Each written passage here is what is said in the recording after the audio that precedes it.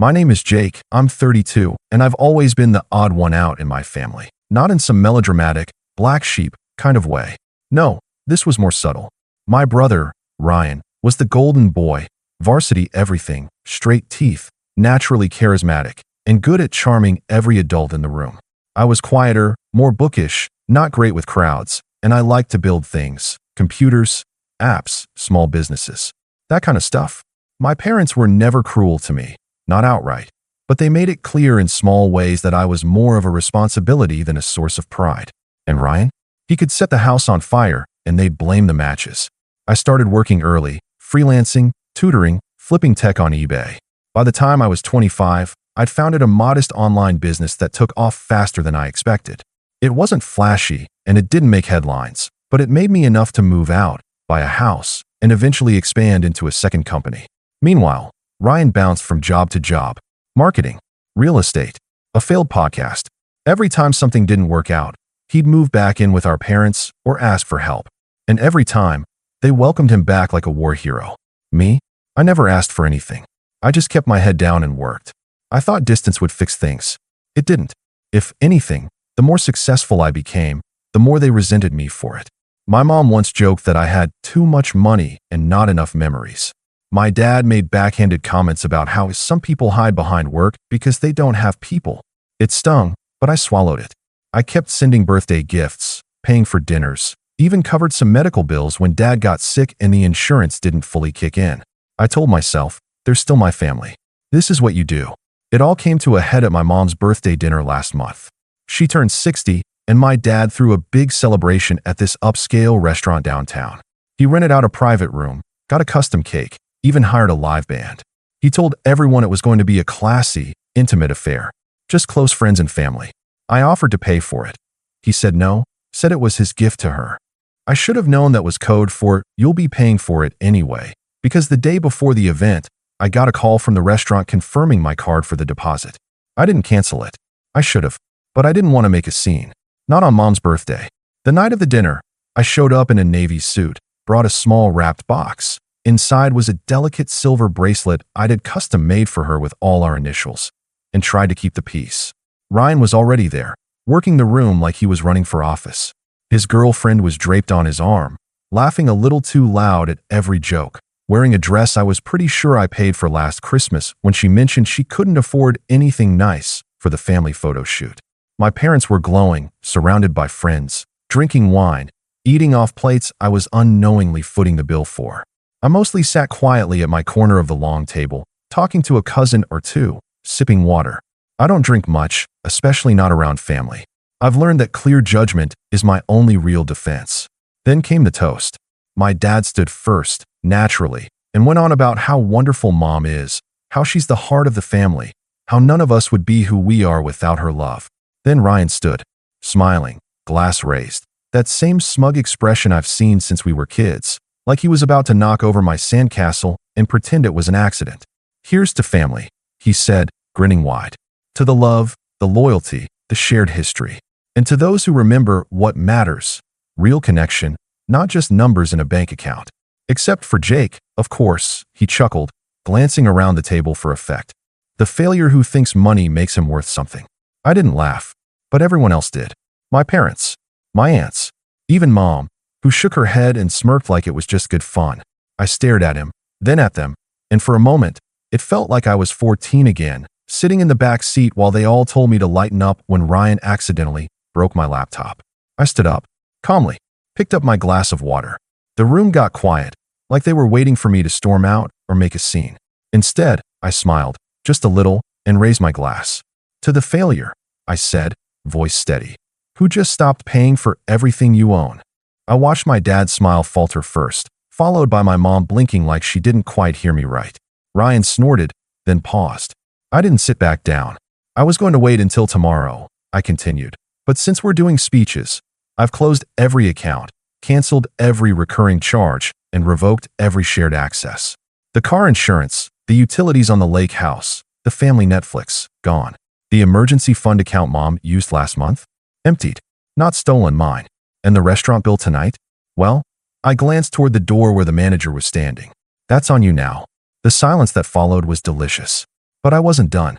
I've been carrying this family financially for years. Quietly, without complaint, because I thought it meant something. But this, I gestured around the table. This clears it up. Then I turned to leave. My dad stood up abruptly.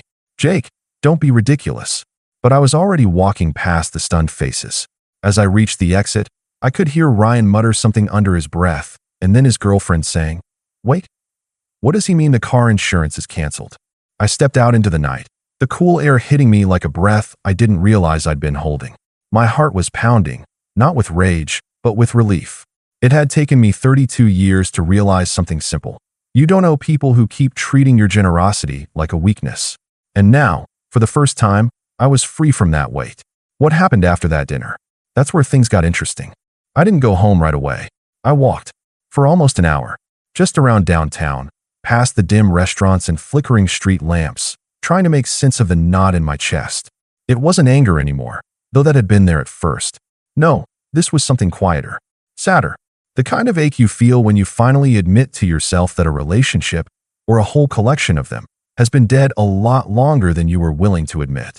I had spent years trying to buy peace, trying to earn respect with silence and support.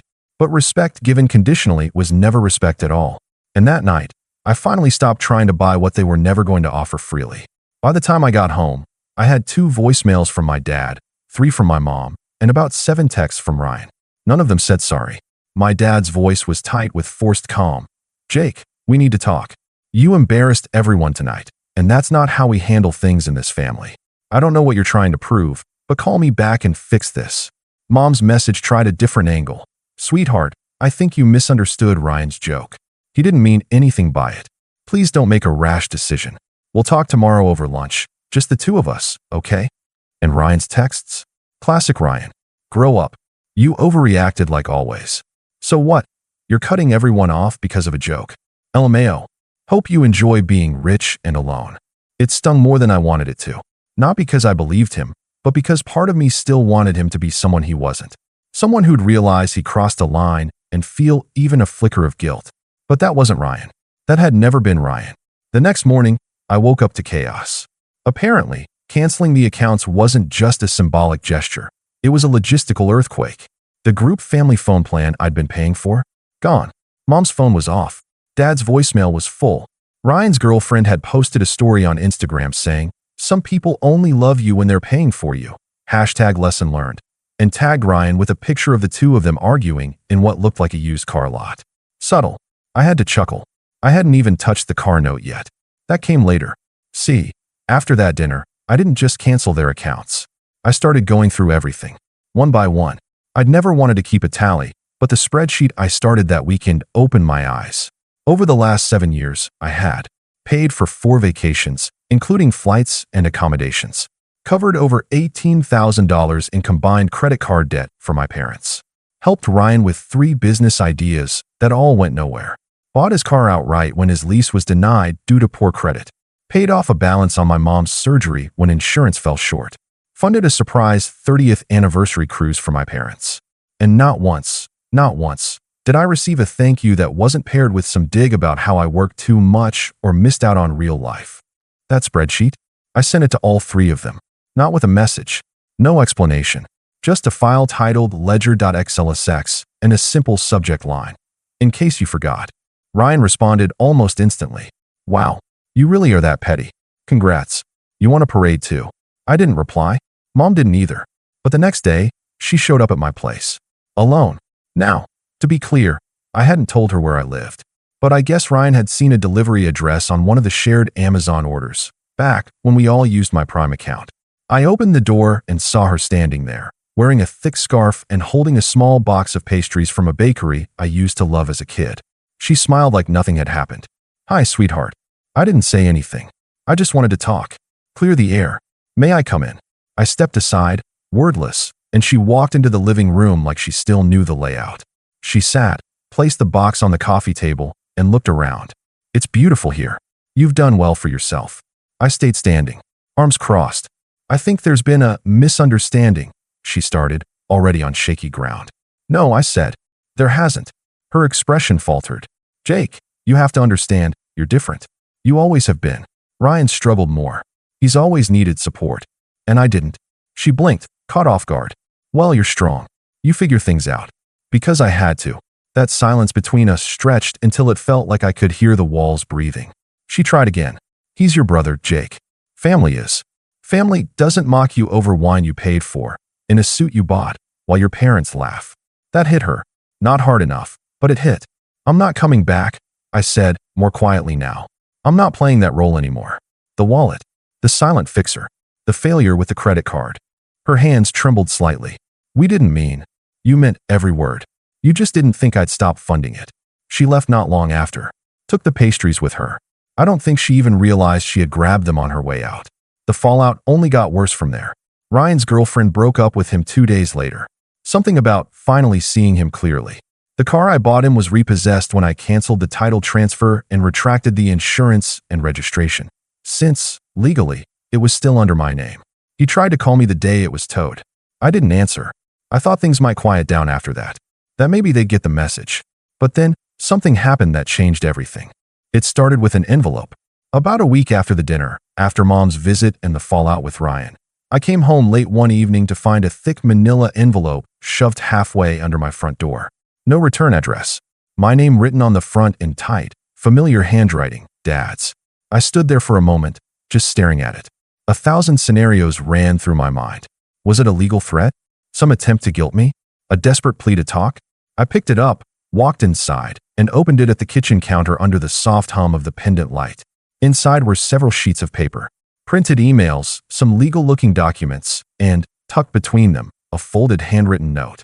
I pulled it out last. It was short, just a few lines. Jake, I know we've made mistakes. I made mistakes, but I need you to see something. Before this goes further, please. Dad. The tone was strange. Not warm, but not hostile either. Just tired. And underneath it, something else I couldn't quite place. Urgency? I set the note aside and started flipping through the rest. That's when I saw the first bank statement. It was a joint account in my parents' names. Over the last 2 years, large withdrawals had been made regularly, some monthly, some larger and more sporadic. The name attached to the majority of the transfers? Ryan Weston. The amounts weren't small. For $1,000 here, $2,500 there. 1 month even showed 2 separate transfers totaling over $9,000. And then I found the email thread between my dad and their accountant. It dated back to almost a year ago. The subject line read, about the house line of credit. In the emails, Dad had expressed concern about the growing debt against their home. He'd asked how much longer they could stretch things before refinancing would be denied. There was a lot of hesitation in his wording, a lot of indirect phrases like, we were trying to help Ryan get back on his feet, and we didn't want Jake to know because he's done enough already. I sat down slowly, heart pounding. They'd leveraged the house. Their house. The one they'd owned outright since before I graduated high school. They'd taken out a line of credit and funneled it directly to Ryan, quietly, over years. And now it was maxed. I kept reading. Tucked behind a folded property document was one more printed email from Ryan to Dad. It was short, sent just a few days after the dinner. If Jake won't help anymore, we need to look into selling. You said the market was strong. I know Mom doesn't want to, but you said yourself we might not have a choice. He made his decision. We can't wait around. I stared at the email for a long time. It wasn't just that they'd hidden this from me. It was that Ryan, after years of taking, after mocking me in front of a full room of people, was still trying to squeeze more out of them. Out of my parents. And they were still entertaining it. Despite everything, they were still letting him drive the ship straight into the rocks. But that's not what made my stomach sink. What hit hardest was that line. We didn't want Jake to know because he's done enough already. It was the closest thing to an acknowledgement I'd ever gotten from my dad. And it wasn't even said to me. It was buried in an email thread he probably never intended me to see. I leaned back in my chair and stared at the ceiling. A part of me wanted to ignore it, to toss the folder into a drawer and pretend it hadn't happened. Another part wanted to march over there and demand answers. But the biggest part of me, quiet and cold, knew exactly what I had to do. This wasn't about just me anymore. If I didn't step in now, Ryan was going to bleed them dry. And unlike me, they didn't have a safety net. I needed a plan. The next day, I contacted a lawyer. I laid everything out. Not because I wanted to sue them. God, no. But because I wanted to protect what was left. To create some kind of legal structure that could prevent them from being manipulated further. We talked trusts, power of attorney, financial safeguards. But more than anything, I needed leverage. not to punish them, but to finally make them see the truth they'd been avoiding for years. The lawyer agreed to help and asked for copies of the documents. I sent over everything. Then I waited. Meanwhile, I stopped answering their calls. A week passed. Then two. Then, one evening my doorbell rang. And there he was, Ryan, standing on my doorstep. Not smug. Not smirking. This time, he looked desperate. "Jake," he said, "we need to talk." I didn't say a word, because in that moment, I realized he didn't know what was coming. And I wasn't going to warn him. Not this time. I didn't move at first. Just stared at him standing there, hands in his jacket pockets, face tight with anxiety, lips pressed into a thin line. The usual bravado was gone. No cocky grin, no sarcastic quip. He looked like a man who finally understood that the ship he set on fire was now drifting out to sea, and he wasn't on shore anymore. I opened the door just wide enough to let him in, mostly because I didn't want to have this conversation on my doorstep with neighbors watching. He walked in cautiously, like he was afraid I'd slam the door behind him and lock him in. Or out. He looked around like the house might somehow judge him too. Sleek, modern, spotless. Paid for in full. Unlike everything he'd ever touched. We sat at the kitchen island. I didn't offer him anything to drink. He didn't ask. For a moment, neither of us spoke. Then he sighed, long and slow. "You really cut everything off." I said I would. His knee bounced. "You don't think that was a little extreme?" I let the silence answer that. He ran a hand through his hair. "Look, I messed up. Okay. The toast, the joke. I shouldn't have said it. I was drunk, and I thought it'd be funny. I didn't expect you to blow up our lives over it." "You didn't blow up our lives with the joke," I said, finally turning to look at him. "You did that years ago. The joke was just the only honest thing you've said in a long time." He didn't like that. He leaned back, arms crossed. "So what? This is about respect now. This is about everything," I said, my voice low but firm. "Everything I've done for you. For Mom and Dad. All the years of paying, helping, fixing things you broke. And never, not once, did any of you stop to ask what it was costing me. Not the money. The weight of it.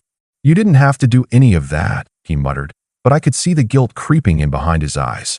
"No," I said. "I didn't. But I did it because I thought that's what family does. I thought if I gave enough, you'd stop seeing me as the failure. But the more I gave, the more you resented me for it.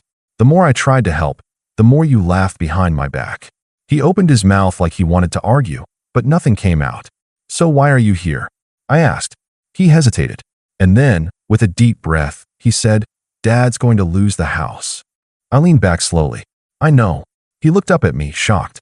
"You know?" I stood, walked over to a drawer, and pulled out the manila folder. The original one. I dropped it on the counter in front of him. "Got this the day after you sent that email to Dad. The one where you told him to sell the house, because I wouldn't help." His face drained of color. "You've been bleeding them dry, Ryan. Thousands. Over years. And they let you. Because they didn't want to lose you." He looked away. "I didn't mean for it to get that bad. You never mean anything, Ryan. That's the problem. You just take. And when it falls apart, you act surprised." He rubbed his face. "So what now? You just let them lose everything." I sat again, slowly. "No." His eyes snapped to mine. "I'm going to save the house," I said. "I've already set things in motion. The lawyer I hired is drafting a new trust. I'm buying the house from them, at a fair market price, and putting it into a protected fund they can live off for the rest of their lives." He blinked. "You're buying it?" "Yes. With conditions. They won't own it anymore. But they won't be homeless either. No more debt. No more second mortgages. Just peace. I'll even pay off the remainder of their credit lines. Quietly. Legally. Safely." He stared at me for a long time, unsure of whether to feel relieved or offended. "And what about me?" I didn't flinch. "You're not part of the deal." He froze. "Wait. I'm done financing your chaos," I said. "No more bailouts. No more second chances. You've had a lifetime of them. This is where it ends." His voice rose. "You're going to throw me out?" "Out of everything.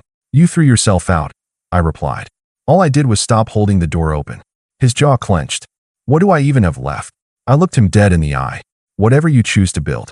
If you want something, go earn it. The way I did. The way everyone has to." For a moment, he sat there, stunned. Then he stood abruptly and pushed the stool back with a screech.